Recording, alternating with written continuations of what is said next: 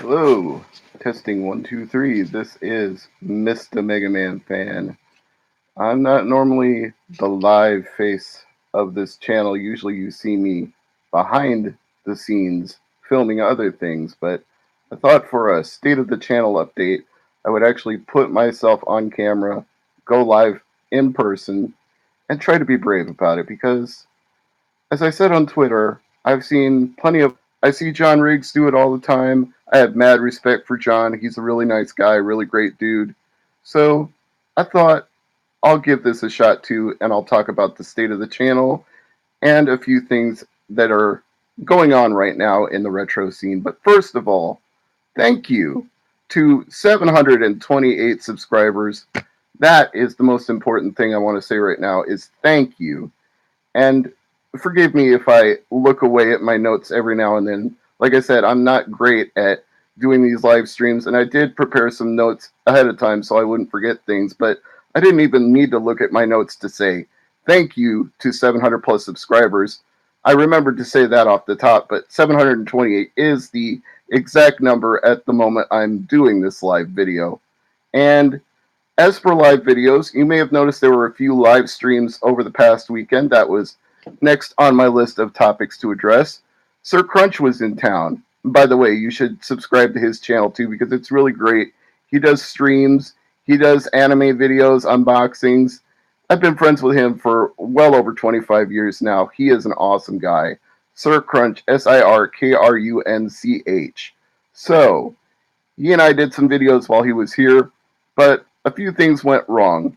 First of all, we tried to film an unboxing of Ryusei no Rockman, which was a Rockman Star Force or Mega Man Star Force animated series that's never been picked up for distribution in the United States and may never have even gotten an official DVD printing because what I ended up with was what Chris called a Malaysian boot. And we decided to have some fun with that, unbox it, review it, talk about the video quality.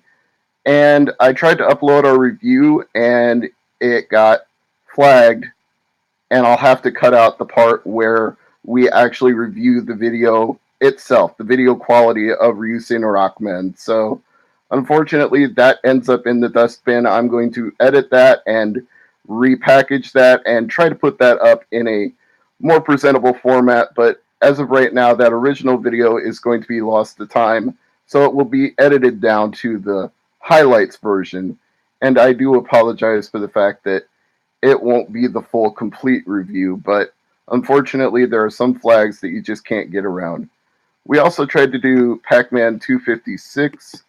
Unfortunately, there was a little bit of a problem with that, and what happened was the internet stream was not that great on Cox Communications that day.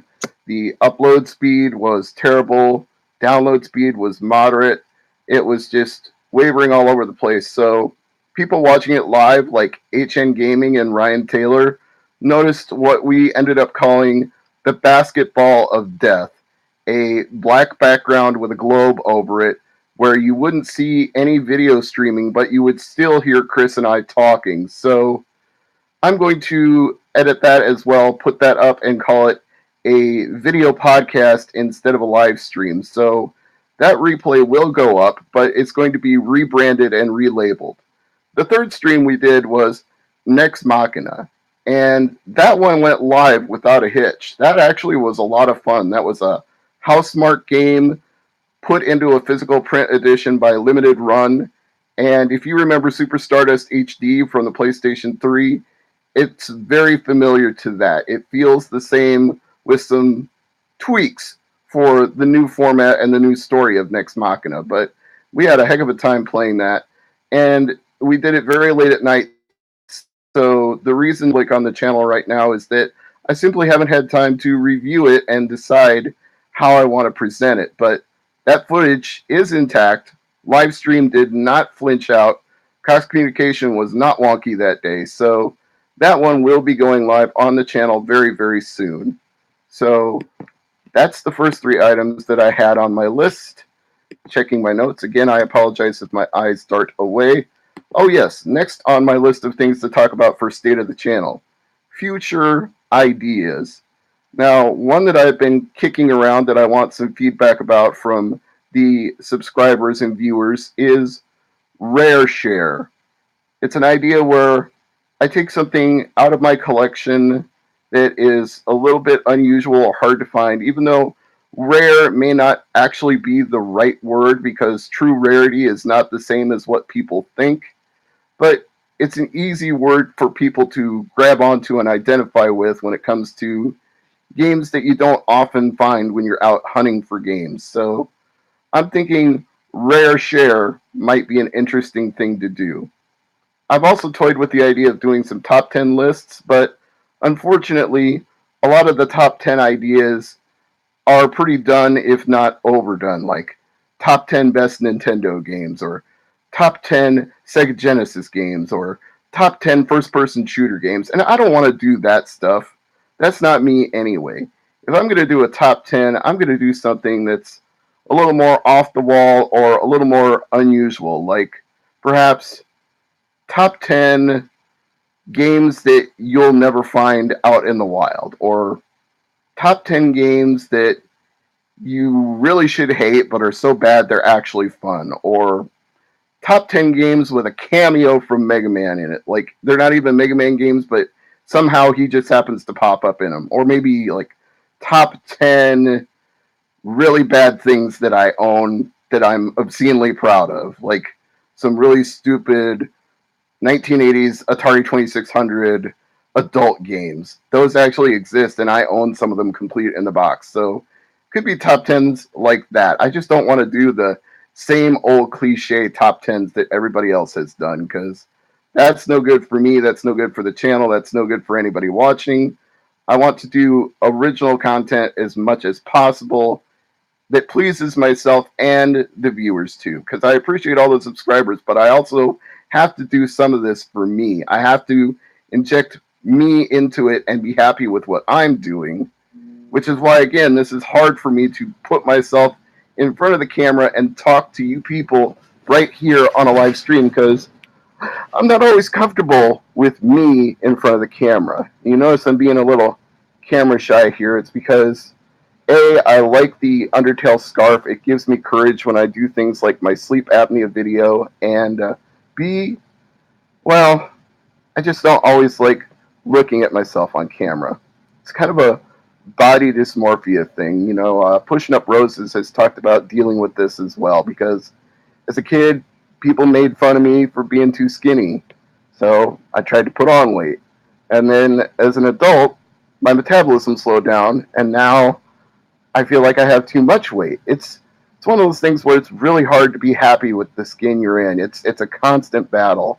But as I said, I see people who are brave about being on camera on YouTube, and some of them have even just directly reached out to me and encouraged me and said, "Hey man, go for it," or not, "Hey man," or "Hey Mr. MegaManFan, go for it." So I try to remember that it's okay to be live on video and let people see my face once in a while, but it's still a work in progress, so I'm getting there though. Anyway, so far we're halfway through my list. At this point, I'm going to break from state of the channel and put a few things on camera that I picked up recently. I found a store that had a selection of GameCube games, so I got a really bad one here, Aquaman. Yeah, this is no prize. This is actually one of Peanut Butter Gamer's top 10 worst GameCube games, but I kind of take things like that as a challenge. When people say they've come up with the 10 worst of all time, I get perversely interested in stuff like that. I want to know how bad they really are, and take my word for it, he's not lying. This one is bad, but I'm still happy to have it. And Beach Spikers Virtua Volleyball. This one was actually underpriced at the store I bought it from. It goes for about double what they were selling it for. So, nice little score there. Not a Fire Emblem score, but still a decent score. And I got some cheap sports games. All of these are complete. I should show you. I didn't buy anything that doesn't come with the instructions inside. I very rarely do. It just drives me up a wall to have a GameCube game with a perfect space for instructions in there and no instructions. Even never actually watched Naruto. It's not my kind of anime, not my kind of cartoon.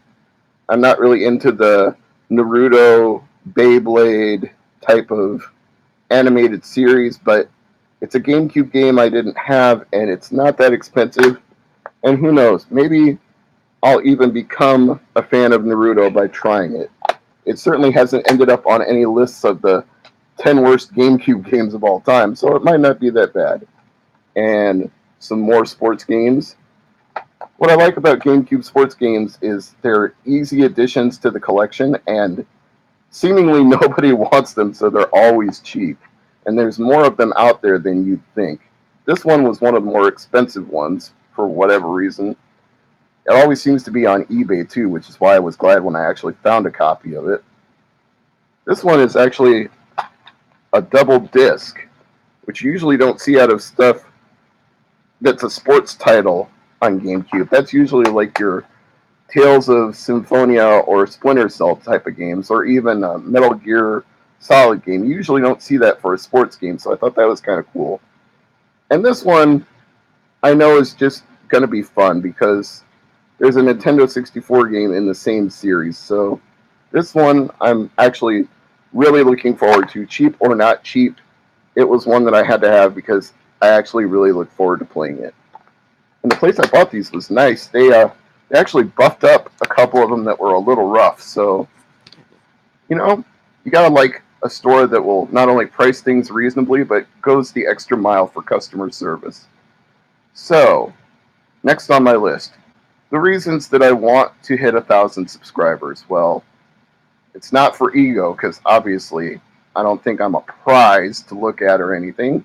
Not trying to be super negative or super down on myself, but it's not because I think, wow, I'm a YouTube celebrity. I want 1,000 subscribers. I want 1,000,000 subscribers. I want to be YouTube famous. It's not really about that for me. My thing is, I used to be monetized at only 300 subscribers. And it was only a little bit of money, like maybe 10, $12 a month, which isn't a lot to a lot of people. But hey, if you're collecting retro games, 10 or $12 could be 1, 2, 3, 4, 5, 6 new games, depending on where you get them. If you get stuff for $1 a piece or $2 a piece, who knows how good you can make out. So to me, that revenue was actually meaningful. And getting to 1,000 means that even if I was only getting 10, 15, $20 a month, I'd take it because that just goes right back into the channel for hunting for more retro games and hopefully sharing them with all of you. So I do have a purpose. It's incidental if I ever get to a point where I have like Sid Alpha numbers or Jim Sterling numbers or I don't know, Game Grumps. I mean, that's insane to even think about. I could probably never hit any of those levels. But if I got to 1,000 or maybe 10 times that, that would be pretty cool because that would put a little bit of bling in my pocket. And I'm not worried about having the number of minimum hours watched because I've got some videos that are in the ballpark for that, like Undertale videos, reviews of products for the Nintendo Switch. And I can always do more things like that to keep my total minutes watched up. So it's not impossible to reach that number of minutes goal. The one that I'm really stuck on is getting to 1,000 to get reactivated for monetization again. So in case anybody was wondering, getting to 1,000 is not about vanity for me. It's more about getting back what I already had that was taken away. And hopefully in the process of getting to 1,000, I'm also providing those of you watching some content you want to see. Which, speaking of, I did put a news item in this list of things to do that I wanted to discuss with all of you. EMUParadise. I'm sure a lot of you who play retro games have been to that website before. And suddenly, EMUParadise has taken down all of their ROMs and all of their ISOs. They still are hosting. You can still get. It's a difficult subject to talk about because it really irritates me. So the emulators are still available, but the games are not. Let's just put it like that. Like the stuff you can play the games with on your PC, MacBook, Linux, RetroPie, whatever, those emulators are still there, but the games aren't. So nobody said they've been sued.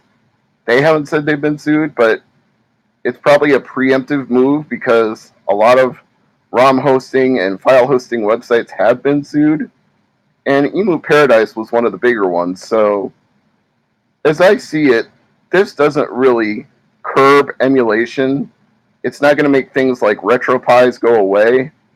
All it's going to do is drive the sources for your games that you want to emulate further underground. They're going to go to torrents or internet relay chat or some sort of dark website even.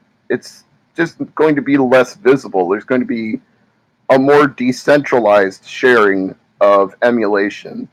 Driving big sites like EMUParadise out of sharing or hosting or giving pointers to these ROMs and ISOs is not going to make them go away. All you're doing is fragmenting the audience, and actually, if you're the copyright holders, you're making it even harder to find the people who are doing it because you're just splitting it all up instead of keeping it all in one place. So I don't know if that really serves to their benefit if that's what they're looking to do. But as SirKrunch and I discussed while he was here, for a lot of us in the collecting community, emulation is a try before you buy. And when the prices of games for systems like Super Nintendo hit 150 to 200 bucks, you're going to want to try before you buy. You're not going to plunk down $200 for something like Evo without knowing if that's a game you'd actually enjoy. It may not seem right to the copyright holders, but to the consumers, there's a vested interest in trying things. And there are perfectly legitimate reasons to own a backup copy of things you own if it's rare and valuable and you would rather play your emulated copy than risk damaging a physical disc that you own that's worth a lot of money. So again, it's not going to kill emulation. It's just going to make it a little bit harder to find the people who are distributing the stuff that's getting used in emulation. And after all, we do need these emulators out there for people making homebrews. How are you going to make homebrews if you don't have emulators to try them on? That's my feeling about it. So that's the EMUParadise update. Next, and almost last on my list of items, is feedback. And I think I've mentioned this a little bit earlier in the video, but I'm not Mr. Mega Man fan for myself. I'm for the Mr. Mega Man fans. The maniacs, as I like to say. The Mega Maniacs. So if there's something I'm not doing that you want to see, leave a comment on a video like this or tweet me at MrMegamanFan, Mr. Mega Man Fan, even though it's Mr. with an H here on YouTube, it's Mr. with an R on Twitter. Either way, leave a comment here, leave a tweet there. If there's something you want that I'm not doing that I can do, I will try to get to it, time permitting. If there's something I'm doing that you don't want, it may seem like a negative feedback to you, but I do want to be for the subscribers because, again, it's a mutual relationship here. You're doing something for me by subscribing, so I want to be doing something for you. And if you don't like what I'm doing, tell me. Even if you think it's negative, the interactions are still good for the engagement for the channel, and they're good for me for providing you the content you want. The engaged audience is the best audience, and not just for those metrics, but because how else can I be the YouTube channel that you subscribe to that gives you what you want if you don't tell me, good or bad? So don't be afraid to share that feedback with me. I do appreciate it. Even if you think it's harsh, go right ahead. I'll take it. But most of all, I just want to say to all of you who already subscribed, 728 of you, thank you. I do appreciate it. Each and every one of you. Even if I don't know you all personally, that's okay. Even if you don't ever say hello, that's also okay. Just the fact that you're subscribing and you're here is something that I'm really happy about. Whatever reason you chose to subscribe, I'm grateful to you. I'm grateful to anyone who subscribes. I don't want to ever take it for granted. Even if I ever got to any of those lofty goals, I would still remember being here at this moment on this day, just a few hundred away from 1,000 now, and being grateful to all those people who helped me get there. So thank you for that. And thank you for the encouragement that I've been offered by other YouTubers who do their own streams live and on camera, and to the people who talk about the things that they've been through. You know, the other channels that I subscribe to, people I've mentioned like John Riggs, Pushing Up Roses. You know, they've been honest about the things they go through. Intellivision Dude. These are all awesome people, and I encourage you to subscribe to each of their channels, because if you like retro gaming, if you like collecting games, if you're a video gamer, those are all awesome people too. PC games, console games, arcade games, you name it. But enough rambling. I'm going to cut off the live stream here. This will be replayed in one uncut take. It's just the way it is the way it is. If it's good, bad, or indifferent, I'm just going to let it go the way it is and say thank you for watching, and I'll see you again next time.